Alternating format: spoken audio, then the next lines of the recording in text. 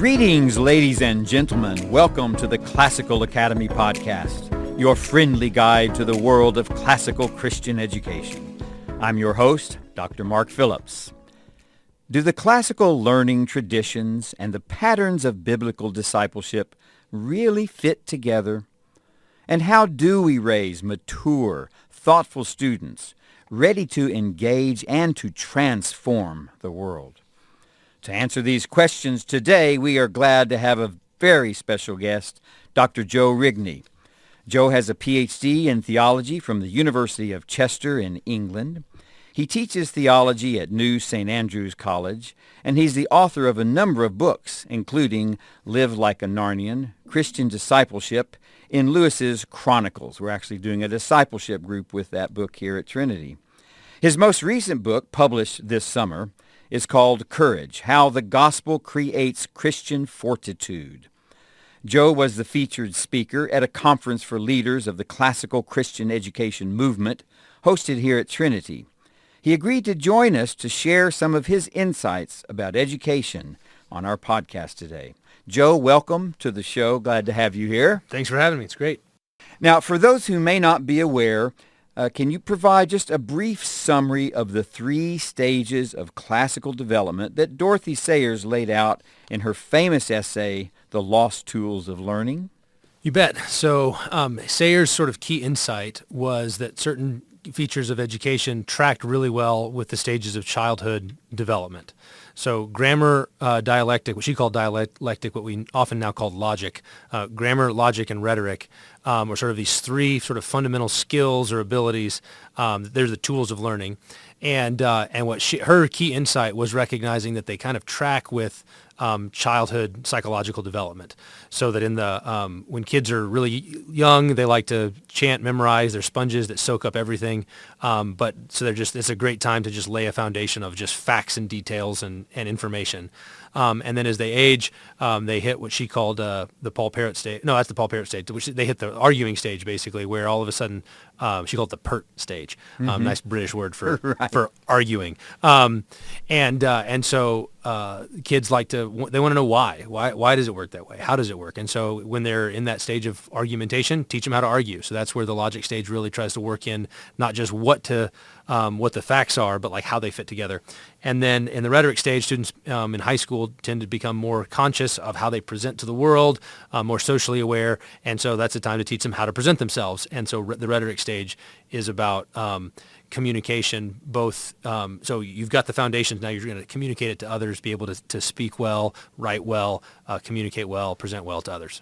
One of your well-presented arguments, rightly so, is that there's a pattern of maturation in the Bible that mirrors these 3 classical stages. And can you talk a little bit about that biblical pattern, how it fits into that? Yeah, so there's a biblical scholar named James Jordan who years ago sort of observed that there's a pattern of maturation in the Bible that kind of recurs in a number of different contexts. And I'm sure your listeners will be familiar with it. They've heard it, but maybe not in this way. And it's a pattern of priest to king to prophet. Mm-hmm. Now, in the Bible, it's not that someone becomes a priest first and then later becomes a king. Right. These are different offices in Israel. But in terms of the tasks themselves, they're different roles and functions, and there is a progression of maturity from sort of stage to stage. And so Jordan argued that's a biblical process of maturation to move from priest to king to prophet. And then what I noticed when I was doing a master's in education at New St. Andrews about a decade ago was that pattern that Jordan identified tracks really well with Sayers' pattern. Mm-hmm. And so then I've done some work trying to bring those 2 together.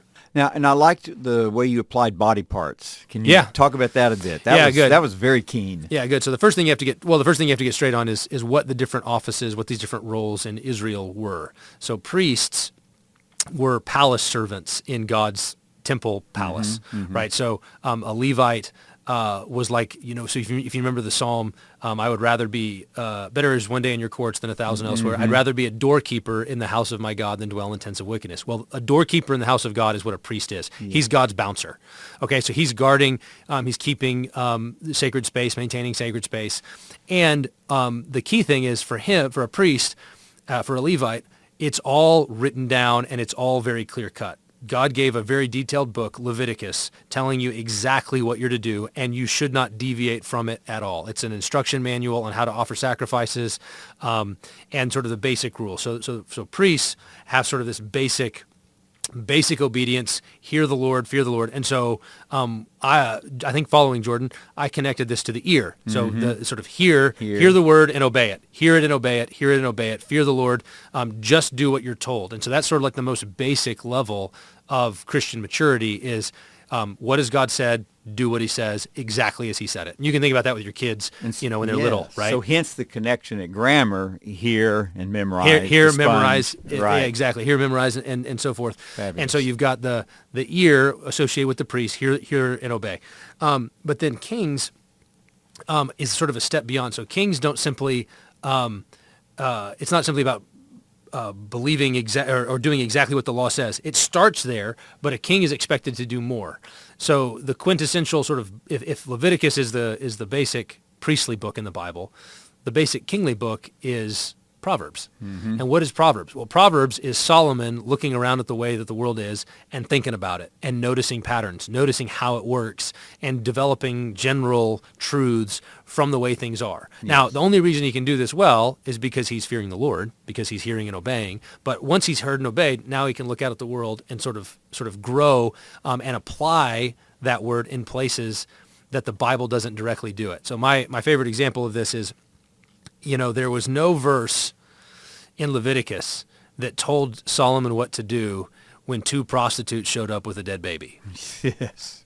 Yeah. Right. This was a new situation. There was no, let me go look up what to do in that situation. That wasn't what it was. Instead, what did he have to do? Well, he had to know something about the character of God. He had to know something about the character of mothers. What are mothers like?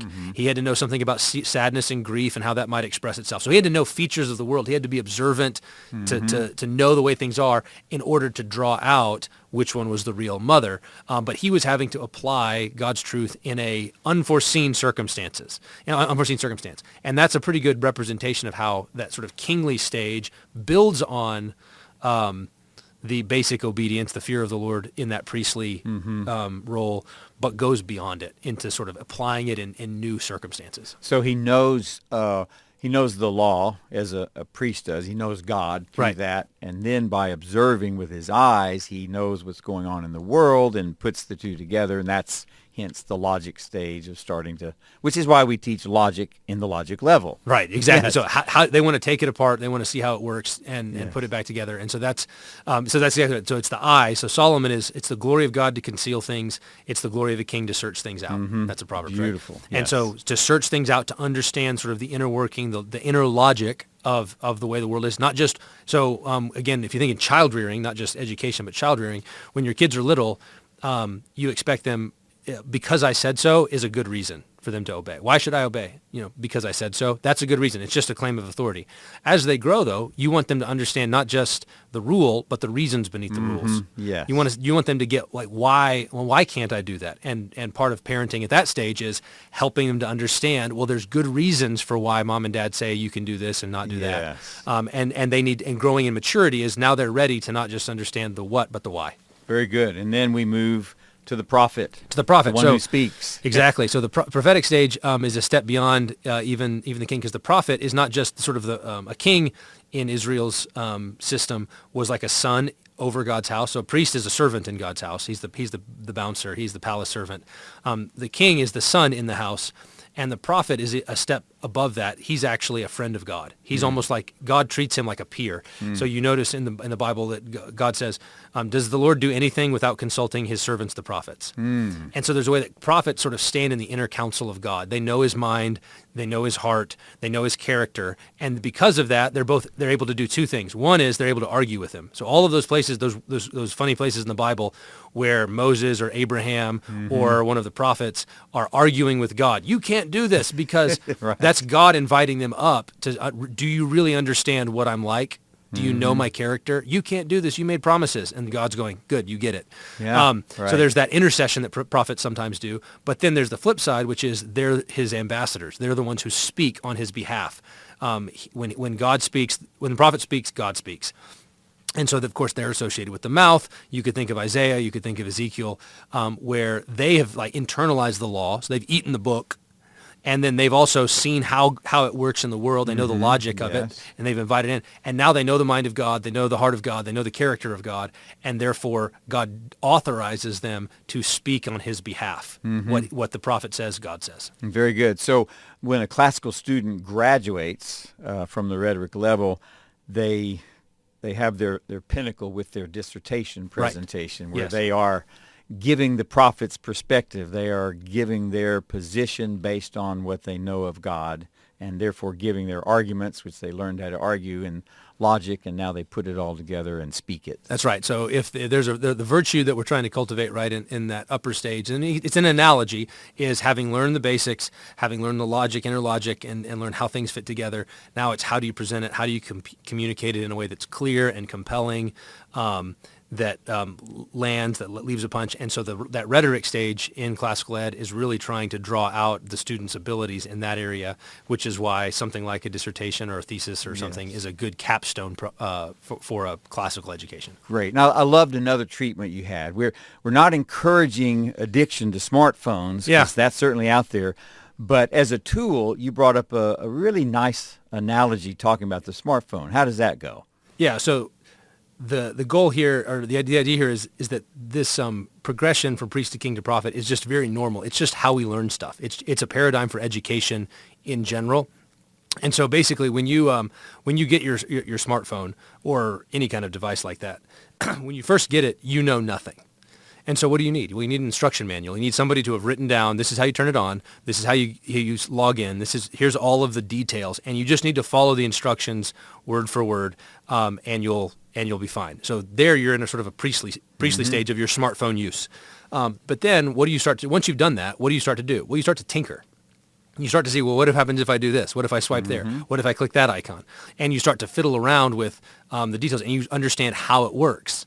You get not just you don't just need a rule and need somebody to tell you what to do. You're actually able to navigate for yourself. Seems logical. It seems logical, right? You understand the way the thing works. Right. And then at some point, if you get really good at that, then you're able to sort of help other people. You're able to turn around. I know the device. I know the instructions. And now when someone comes and says, I have a problem, do you know what's wrong with my phone? You can say, absolutely. And then you can just show them how to do it. What are you doing there? Well, now you know it well enough that you've become a prophet. You've become a teacher in your own right. And so we see this in all sorts. That's smartphones. You see it in sports, right?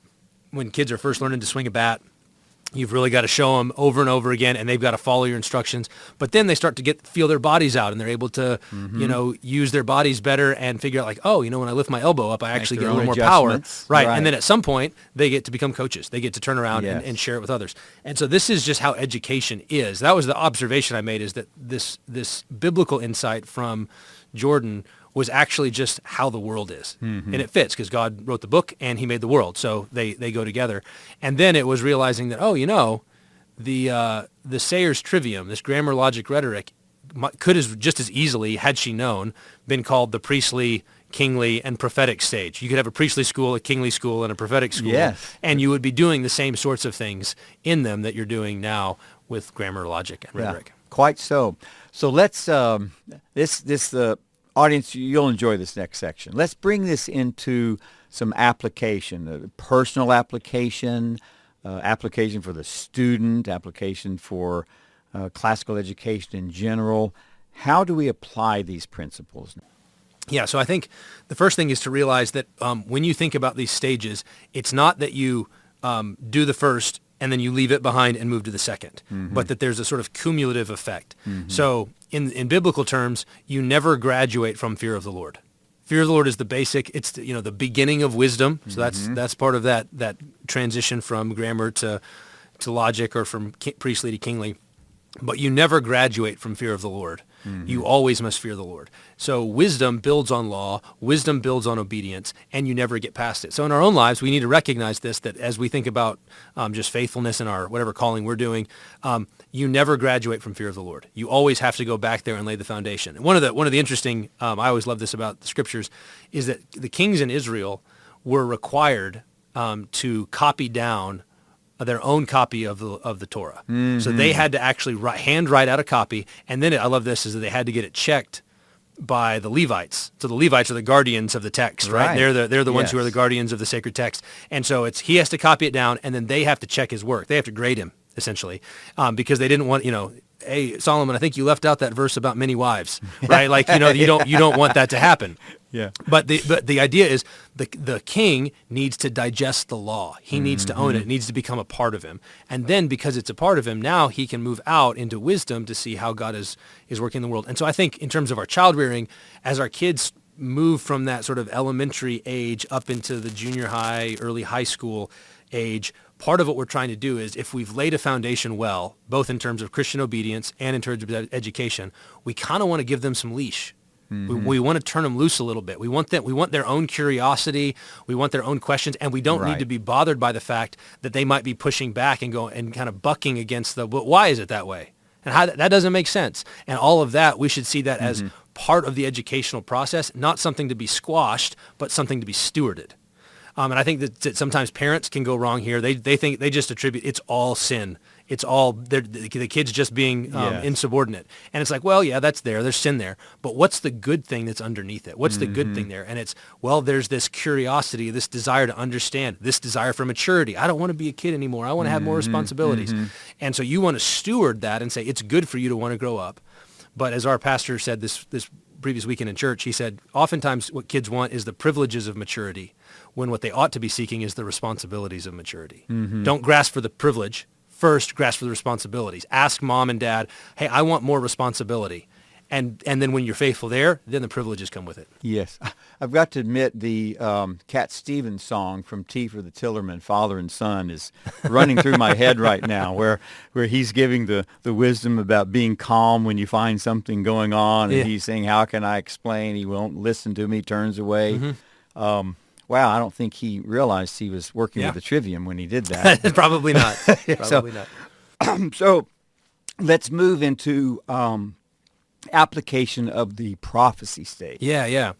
So I think one of the things that as kids get into that high school, all parents recognize that they become very mindful of their appearance and how they present. And I think viewing this as a good thing that, again, needs to be stewarded well. Schools need to know that they need to steward it well. Parents need to know that they need to steward it well. They should care about how they present, right? A good name is to be chosen above riches. You want to be well thought of. You want to be respectable. These are all biblical traits, but they need to be grounded, again, in that fear of the Lord. So you still haven't moved beyond that. Yes. You should care what God thinks. And I think one of the challenges in that prophetic stage is that there's going to be a tension that will show up in various ways where kids will care a lot about what their peers think. And trying to reorient. No, first care what God thinks, and then because you care what God thinks, now you can care what other people think. Yes. But God needs to be the anchor. He needs to have the most gravity in your life, not your friends who, let's be honest, are probably idiots. No, let's be honest, probably have some immaturity that they need to work out. But there's a way in which so if they've been well grounded in fear of the Lord, they've understand how the Bible hangs together now. They've started to work through the logic of the Christian faith, and they've begun to own it for themselves. Now, how do they represent it to others? How do they shine for others? How do they show other people what God is like?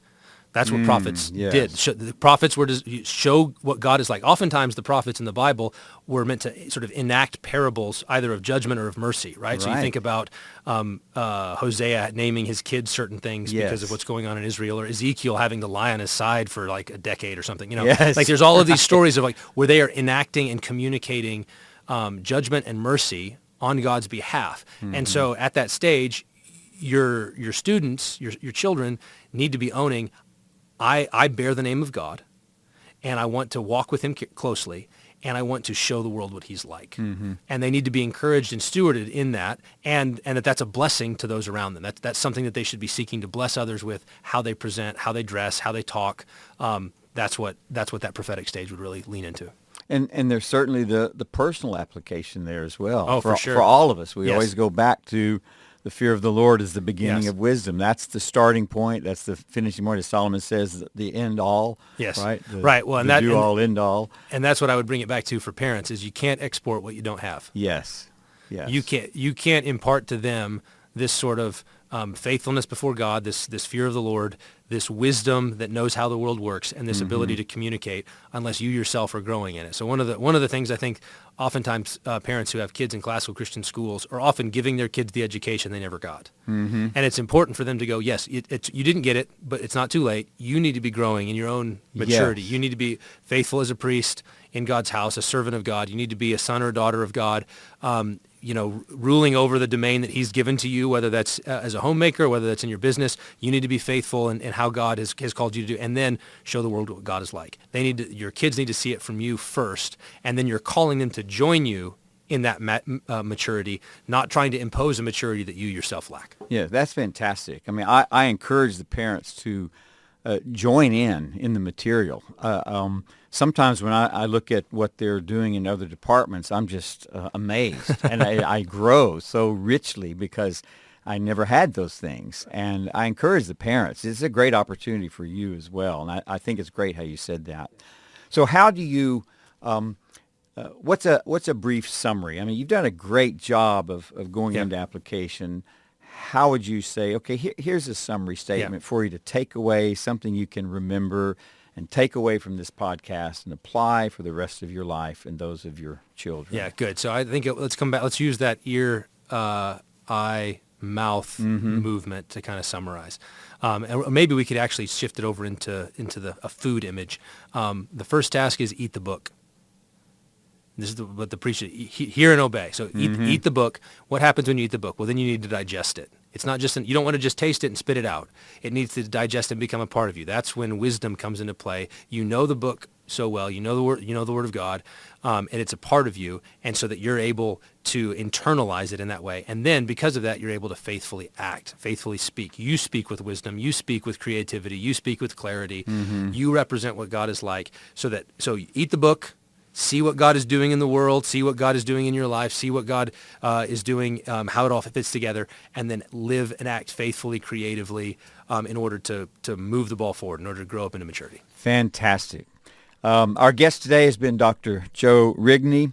It's been absolutely wonderful having you here. And again, I want to talk to you about his most recent book. It's called Courage, How the Gospel Creates Christian Fortitude. We really need Christian fortitude right now. I mean, the last 2 weeks have really shown Christian fortitude is needed. I can't believe some of the stuff I'm seeing on college campuses. This looks like such a relevant book. We have got to be courageous Christians, courageous priests, courageous kings, courageous prophets, bringing light to the world. It's been a pleasure having you here, Joe. Thank you so much. And thank you for joining us today on the Classical Academy Podcast. It's presented by Trinity U, a service of Trinity Classical Academy right here in Santa Clarita, California. Our producer is Shay Ramquist. Stephen Petrie is our audio engineer, and he provides this original music that you're listening to and enjoying right now. So until next time, let's all continue to grow in wisdom, in virtue, and in the love of God. God bless.